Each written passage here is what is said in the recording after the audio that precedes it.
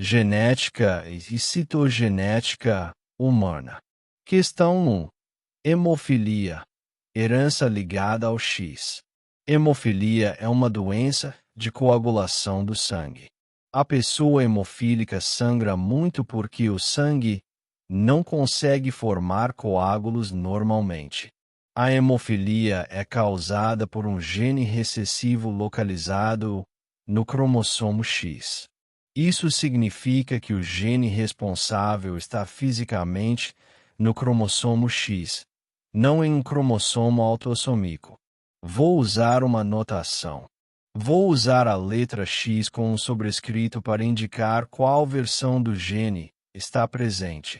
X maiúscula H significa o cromossomo X com o gene normal, que produz fatores de coagulação normais.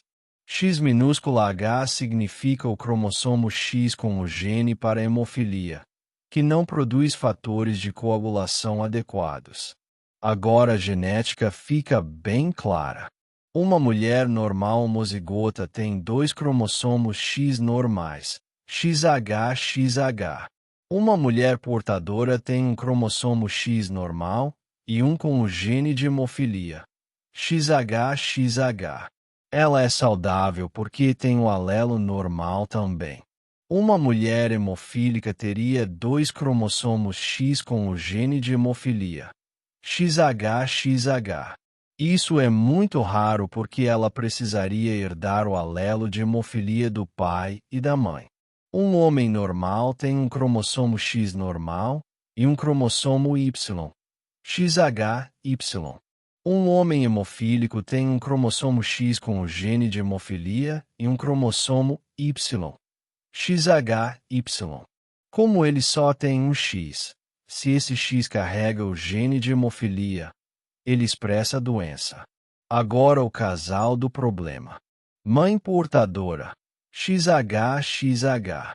Pai normal, XHY. Vou fazer o quadro de Punnett. Na horizontal coloco os gametas do pai. Na vertical coloco os gametas da mãe. O pai produz 2 tipos de gameta, XH ou Y. A mãe produz 2 tipos de gameta, XH ou XH, fazendo o cruzamento. XH do pai com XH da mãe. XH filha normal homozigota. XH do pai com XH da mãe. XH filha portadora. Y do pai com XH da mãe. XHY filho normal. Y do pai com XH da mãe.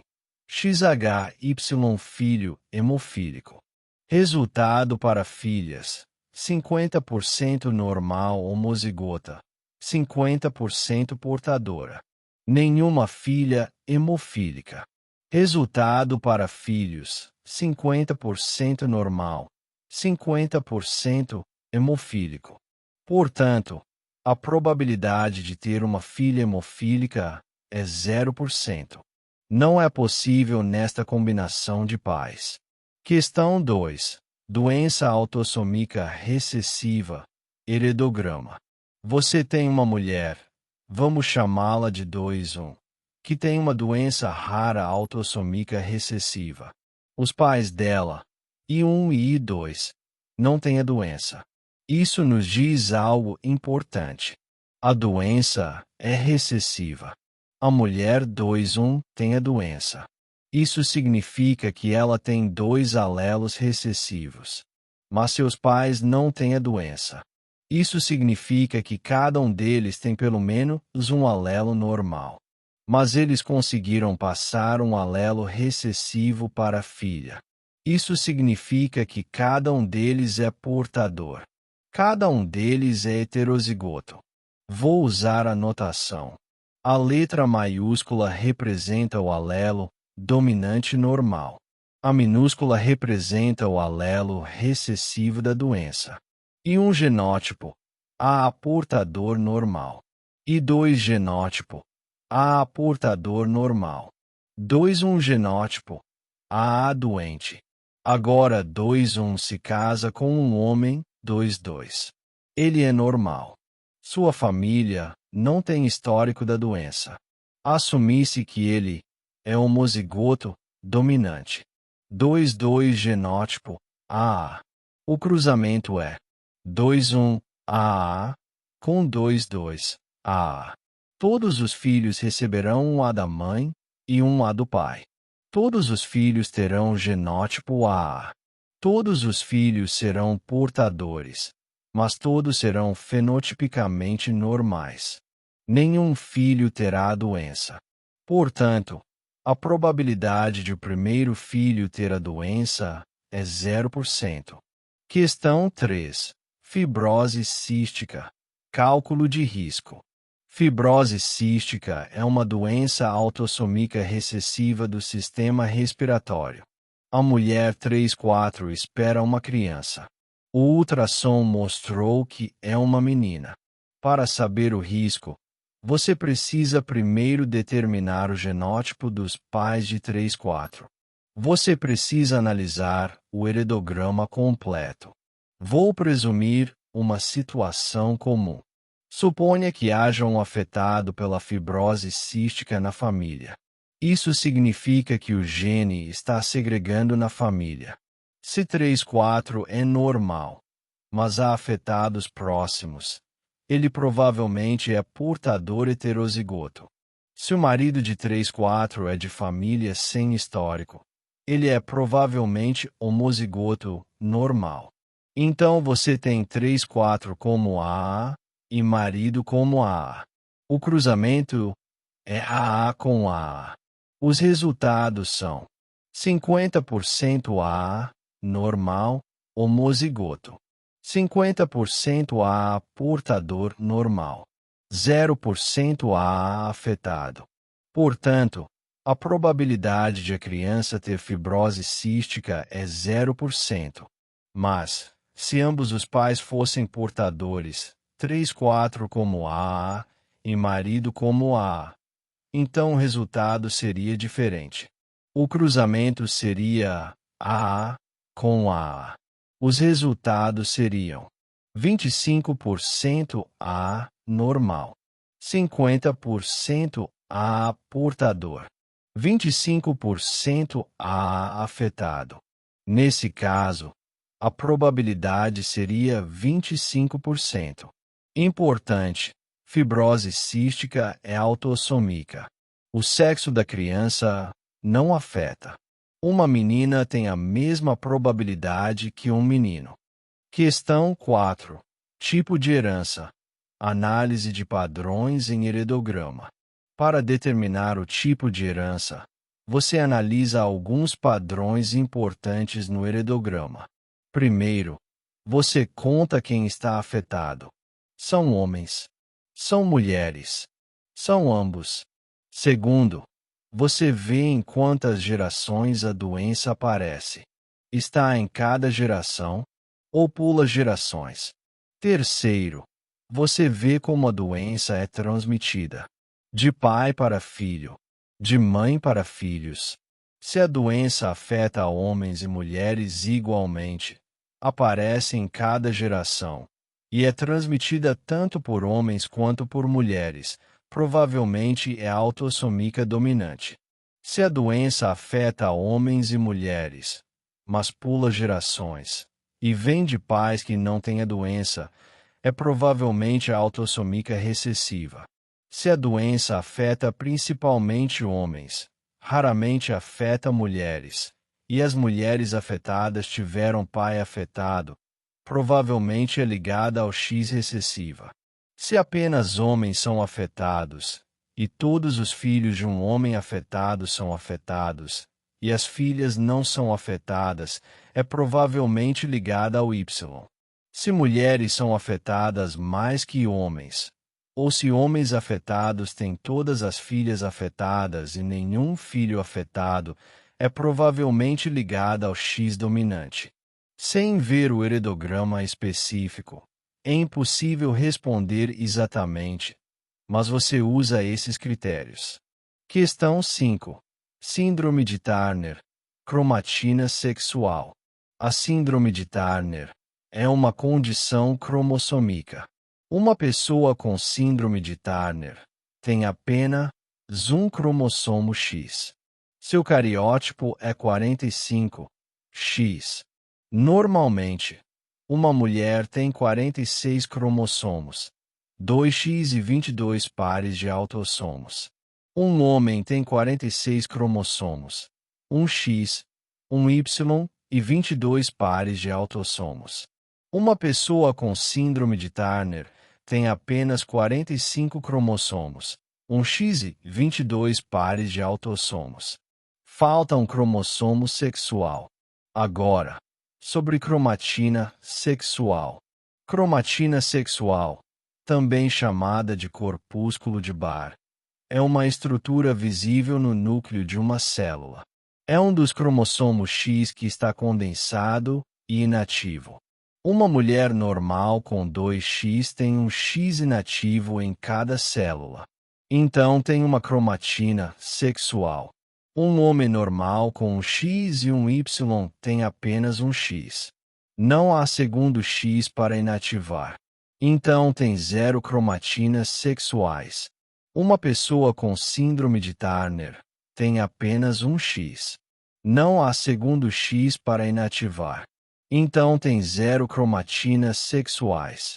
Portanto, se você está observando núcleos de células e procurando por cromatina sexual, o núcleo que vem de alguém com síndrome de Turner teria 0 corpúsculos de Barr, nenhum ponto escuro. Questão 6. Cálculo de probabilidade com gene recessivo.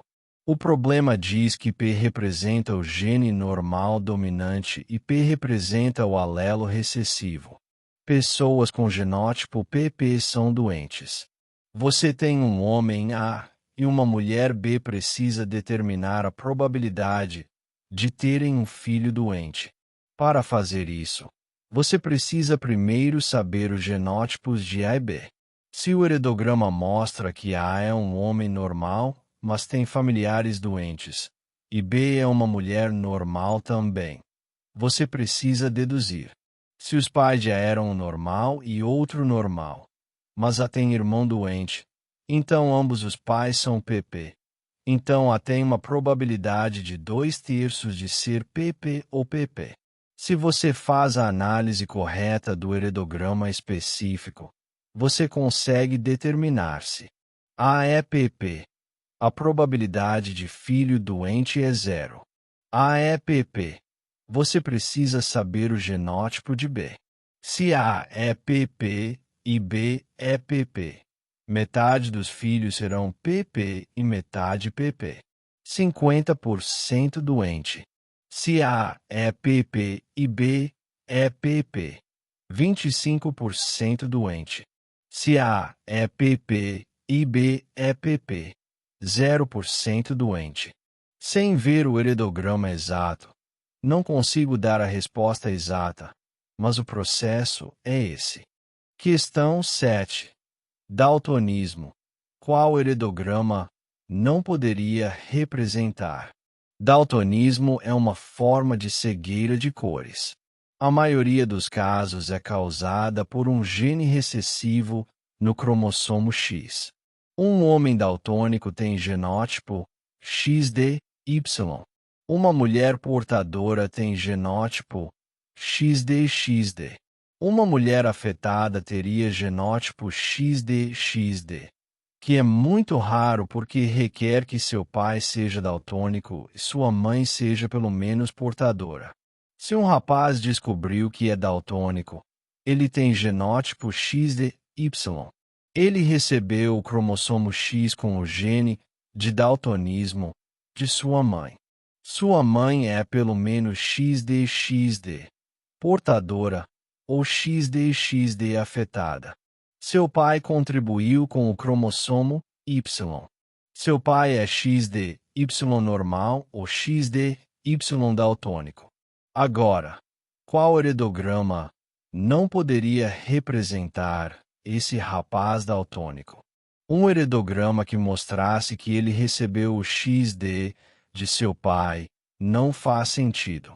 Seu pai tem Y, não pode passar um XD para um filho. Você passa cromossomo X para filhas, cromossomo Y para filhos. Um heredograma que mostrasse sua mãe como completamente normal. XD também não faria sentido. Sua mãe tinha que ter pelo menos um XD para passar para ele. Um heredograma que mostrasse seu avô materno como normal e sua avó materna como normal também não faria sentido, porque sua mãe precisava obter o XD de alguém. Portanto, o heredograma que não poderia representar seria aquele que viola a lógica de transmissão do cromossomo X. Fim da resolução didática completa. Resolução didática completa. Centromeros, telômeros e suas consequências nas meioses e replicação parte 1. Estrutura básica do CMOS entendendo o que é um cromossomo. Imagine que você tem um fio muito longo feito de DNA. Esse fio contém todas as instruções para construir e manter você vivo. Mas esse fio é tão longo que não cabe dentro da célula de forma desorganizada. É como tentar guardar quilômetros de corda em um armário pequeno. Então a célula faz algo inteligente. Ela pega esse fio de DNA e o enrola ao redor de estruturas especiais chamadas estonas. Estonas são como bobinas. Você enrola o fio de DNA ao redor dessas bobinas de estona. Depois enrola tudo isso de novo, formando estruturas cada vez maiores. No final, você tem um cromossomo.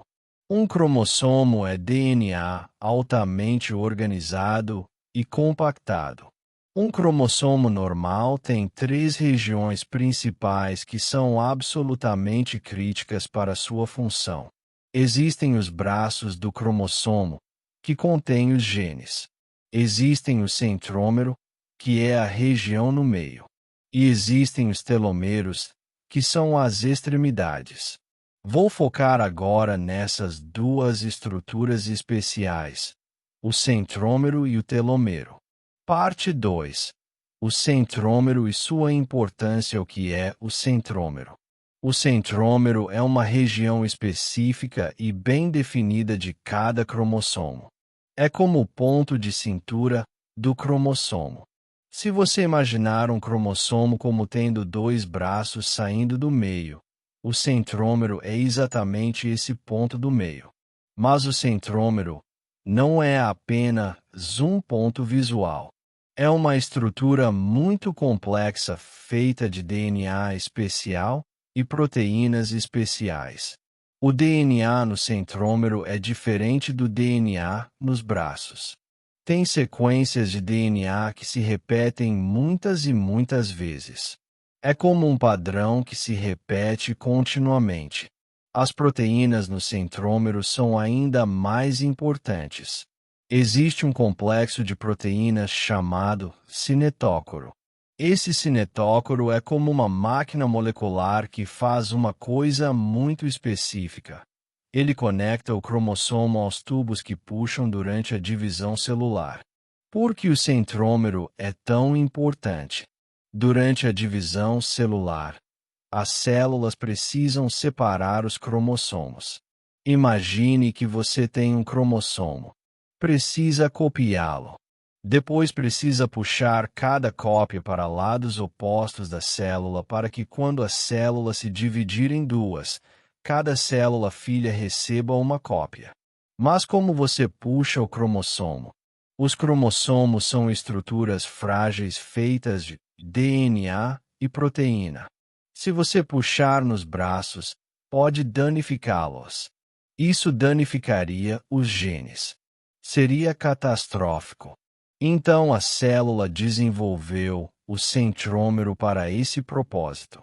Durante a divisão celular, especificamente durante uma fase chamada metáfase, os cromossomos se alinham no meio da célula. O centrômero de cada cromossomo se conecta a tubos especiais chamados microtúbulos. Esses microtúbulos são como cabos de tração. Eles puxam pelo centrômero, não pelos braços. Dessa forma, o cromossomo inteiro é arrastado para o lado oposto da célula, mantendo a integridade dos genes nos braços. Se o centrômero não funcionasse corretamente, os cromossomos não seriam separados adequadamente. Isso resultaria em células filhas que teriam número de cromossomos errado. Uma célula filha poderia ter cromossomos demais. Outra poderia ter cromossomos demais. Isso é chamado aneuploidia e é muito prejudicial. Diferentes posições do centrômero. Agora aqui está algo importante e distingue os cromossomos entre si. O centrômero não está sempre exatamente no meio do cromossomo. Alguns cromossomos têm o centrômero bem no meio. Os dois braços têm tamanho similar.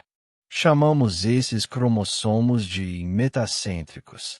Meta significa meio. Cêntrico refere-se ao centrômero. Outros cromossomos têm o centrômero não bem no meio. Um braço é bem maior que o outro. Esses são chamados de submetacêntricos. O centrômero não está exatamente no meio, mas está perto. Alguns cromossomos têm o centrômero bem perto de uma extremidade. Um braço é muito maior que o outro.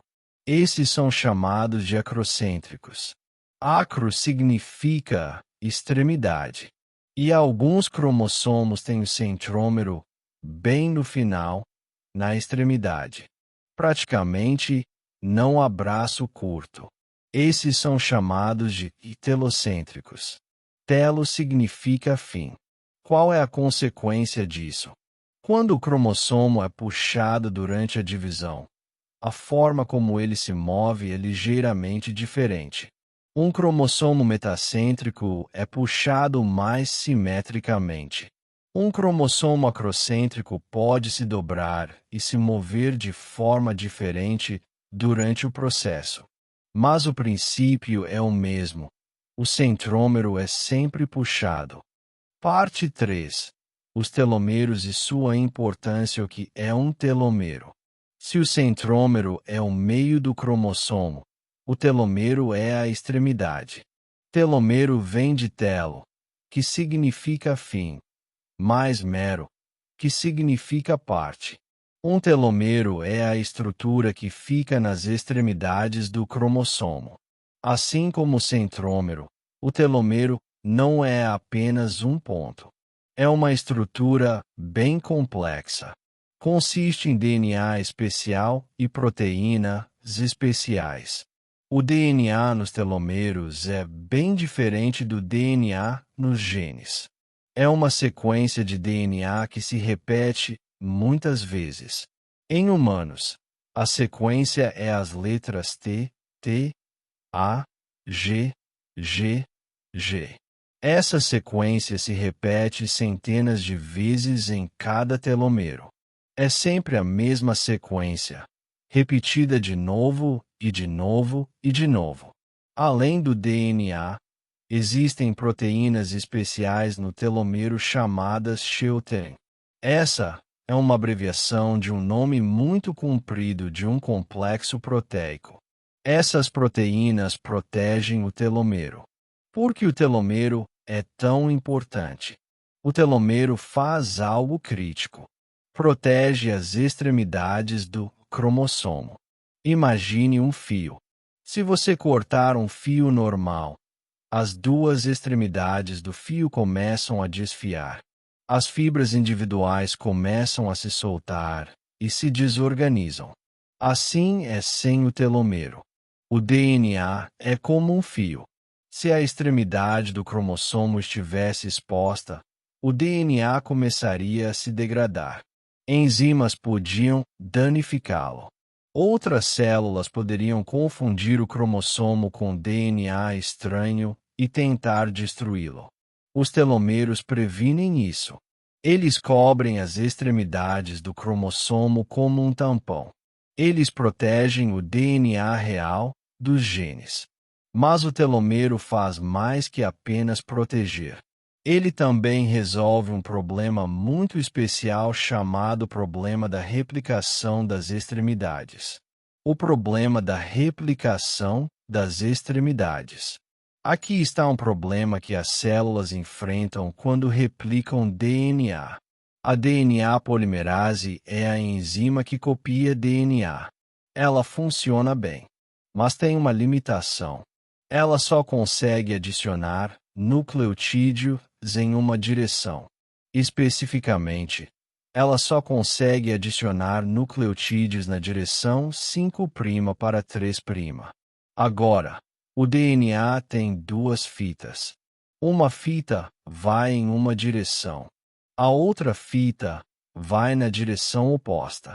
Então, quando você replica, uma fita pode ser copiada continuamente, mas a outra fita não pode ser copiada continuamente. Tem que ser copiada em pedaços pequenos chamados fragmentos de Okazaki. No final da replicação, esses fragmentos de Okazaki têm que ser fechados. Mas para fechar, você precisa remover o iniciador de RNA. Quando você remove o iniciador, deixa um espaço vazio. No meio do cromossomo, isso não é problema. Outro cromossomo está ao lado, e você consegue preencher esse espaço. Mas nas extremidades, não há nada ao lado. O espaço vazio fica vazio. O resultado é que a cada replicação, você perde alguns nucleotídeos das extremidades. O cromossomo fica um pouco mais curto. Isso é o problema da replicação das extremidades. Como o telomero resolve o problema? Os telomeros resolvem esse problema de forma elegante. Como o telomero é apenas uma sequência que se repete, não importa se você perder alguns nucleotídeos dele durante a replicação. Imagine que você tem uma série de padrões repetidos, bolinhas, bolinhas, bolinhas, bolinhas, bolinhas, bolinhas. Se você perder algumas bolinhas do final, ainda tem bolinhas. O padrão continua. Mas se esse fosse um gene importante que não se repete, e você perdesse a informação genética, seria uma catástrofe. Então a célula coloca os telomeros nas extremidades especificamente para absorver essa perda. Os genes reais ficam protegidos no meio do cromossomo, longe das extremidades onde a replicação é problemática. O encurtamento telomérico ao longo da vida. Agora aqui está algo muito importante que acontece ao longo da vida. A cada divisão celular, os telomeros ficam um pouco mais curtos. Depois de muitas divisões celulares, os telomeros ficam tão curtos que a célula não consegue se dividir mais. Essa é uma das razões por que o envelhecimento acontece. As células podem se dividir apenas um número limitado de vezes. Esse número é chamado limite de Hayflick, em homenagem ao cientista que descobriu isso. Alguns tecidos do corpo têm células que se dividem constantemente. Células de sangue, por exemplo. Células de pele. Células que revestem o intestino. Essas células estão constantemente se dividindo. Seus telomeros estão constantemente encurtando. Outras células, como células do cérebro, se dividem muito raramente. Seus telomeros permanecem longos. Com a idade, as células que se dividem muito começam a ter telomeros muito curtos. Em algum ponto, não conseguem mais se dividir. Você tem menos células novas. Os tecidos começam a se degradar. Você envelhece. Mas existe uma exceção. Células de câncer. As células de câncer descobriram como reativar uma enzima especial, chamada telomerase, que pode construir de novo o telomero. Isso permite que essas células se dividam indefinidamente. É por isso que o câncer é tão perigoso. Parte 4. Consequências do centrômero e do telômero na meiose, que é meiose. A meiose é um tipo especial de divisão celular. É diferente da mitose, que é a divisão celular regular. Na meiose, você começa com uma célula. No final, você tem 4 células filhas. E cada célula filha tem metade do número de cromossomos da célula original. Por quê? Porque a meiose é usada para fazer gametas. Gametas são células reprodutivas. Espermatozoides em homens. Óvulos em mulheres. Um espermatozoide tem metade dos cromossomos de uma célula normal do corpo. Um óvulo também. Quando se unem durante a fertilização, a célula fertilizada tem o número completo de cromossomos novamente.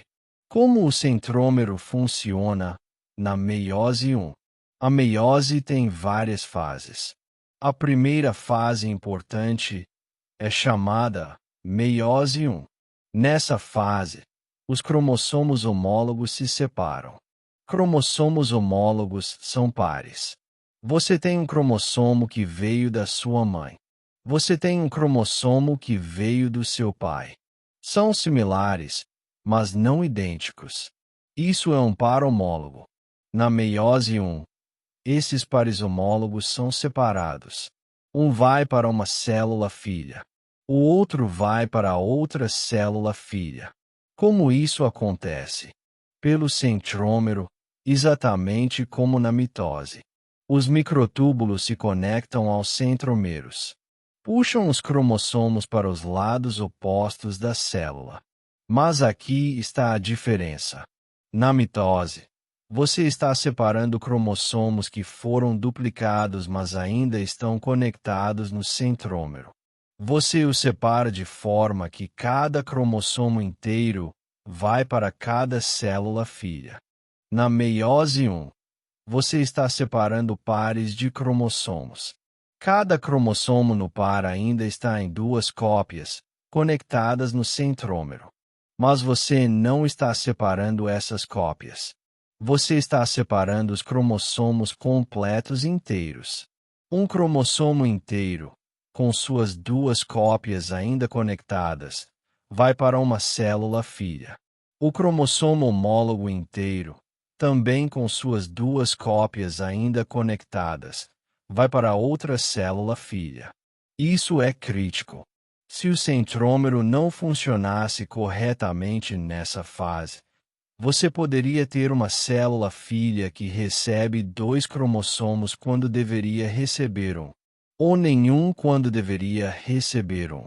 Isso causaria problemas graves. Como o centrômero funciona na meiose 2? Depois da meiose 1, você tem 2 células. Cada célula tem metade do número de cromossomos, mas cada cromossomo ainda está em 2 cópias conectadas no centrômero. Agora, vem a meiose 2. Na meiose 2, você finalmente separa essas 2 cópias do cromossomo. Como? Novamente, pelo centrômero. Os microtúbulos se conectam aos centrômeros. Agora puxam as 2 cópias para lados opostos da célula. No final, você tem 4 células. Cada célula tem metade dos cromossomos. E cada cromossomo em cada célula é apenas uma cópia, não 2. Se o centrômero não funcionasse corretamente aqui, você poderia ter células que ficam com 2 cópias de um cromossomo e 0 cópias de outro. Isso seria a aneuploidia, novamente, muito prejudicial. Como o telômero afeta a meiose? O telômero não afeta diretamente o mecanismo de separação na meiose, mas afeta indiretamente, de forma importante. As células que passam por meiose são células reprodutivas. os espermatozoides e óvulos. Essas células têm telômeros específicos. Nos óvulos, particularmente, os telômeros são excepcionalmente longos. Por quê? Porque um óvulo pode permanecer em estado especial por muitos anos. Uma mulher nasce com todos os óvulos que jamais terá. Esses óvulos estão esperando, suspensos numa fase particular da meiose chamada diplóteno. Se os telômeros dos óvulos fossem curtos, estariam se degradando durante todos esses anos de espera. Seria problemático. Então a natureza fez os telômeros dos óvulos bem longos. Isso protege os genes nos óvulos durante esse tempo de espera. Quando a mulher finalmente ovula e o óvulo é fertilizado, agora há uma célula que se divide. Os telômeros encurtam com cada divisão, mas começam bem longos, então há tempo suficiente para criar bilhões de células. Parte 5. Consequências nas fases de replicação do DNA, que é a replicação do DNA. Toda vez que uma célula se divide, precisa primeiro replicar seu DNA. Replicação significa fazer uma cópia. Você começa com uma célula com uma cópia de DNA. Você replica esse DNA. Agora tem duas cópias. Quando a célula se divide, uma cópia vai para cada célula filha. A replicação acontece em uma fase do ciclo celular chamada fase S. S significa síntese. É quando o DNA é sintetizado ou copiado. Mas a replicação é complexa. Acontece em várias etapas. E o centrômero e o telômero afetam essas etapas de formas diferentes. Fase de replicação e o centrômero.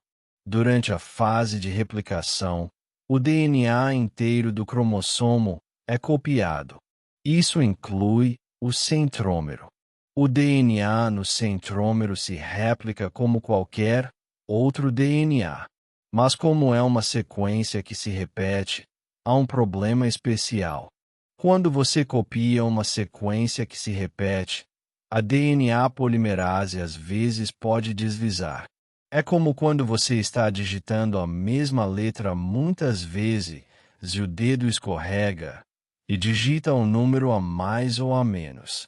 Se a DNA polimerase desliza no centrômero, pode copiar a sequência uma vez a mais ou uma vez a menos. Isso deixa o centrômero ligeiramente diferente em tamanho. Com o tempo, através de muitas réplicas, o centrômero pode ficar maior ou menor. Se ficar muito diferente, pode funcionar mal. O cinetócoro pode não se anexar corretamente. Você pode ter problemas de separação cromossômica. Felizmente, a célula tem mecanismos para consertar isso, mas mostra como o centrômero pode ser afetado pela replicação. Fase de replicação e o telômero. O problema detalhado. Agora, como prometi, o telômero apresenta o maior problema durante a replicação. A replicação começa em múltiplos locais ao longo do cromossomo. Esses locais são chamados origens de replicação. A DNA polimerase começa nessas origens e começa a copiar o DNA. Ela copia uma direção perfeitamente bem, mas a outra direção é problemática. A DNA polimerase não consegue copiar continuamente. Tem que copiar em pedaços chamados fragmentos de Okazaki. Aqui está um mecanismo específico. Uma enzima chamada primase coloca um iniciador de RNA no DNA. Esse iniciador é um pequeno pedaço de RNA. A DNA polimerase começa a partir desse iniciador e copia um pedaço de DNA. Depois a DNA polimerase para. Primase coloca um novo iniciador. a DNA polimerase começa de novo. E assim por diante.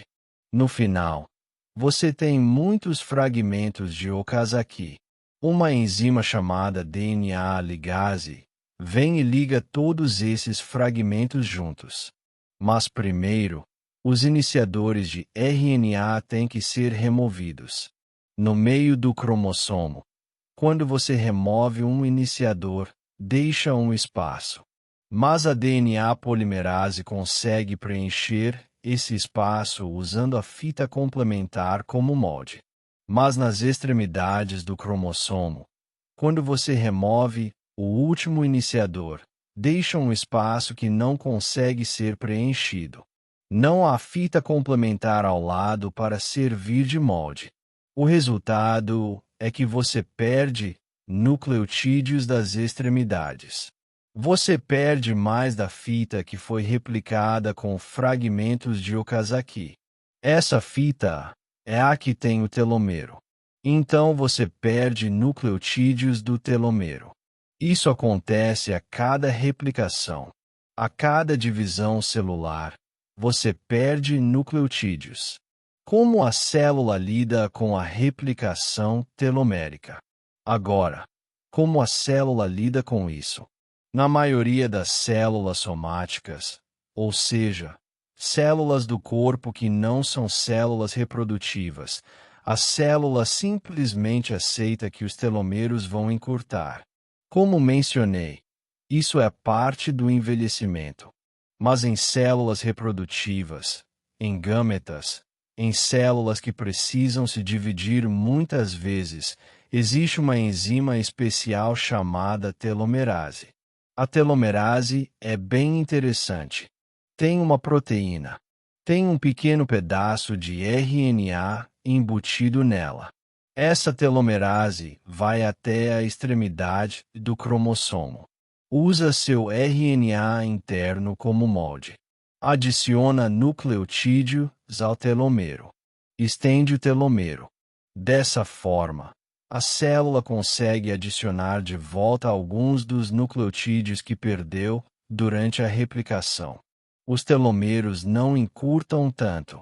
Células de germinação, que são as células que se dividem para fazer espermatozoides ou óvulos, têm telomerase ativa. É por isso que conseguem se dividir muitas vezes e manter seus telomeros longos. Mas na maioria das outras células do corpo, a telomerase não é ativa.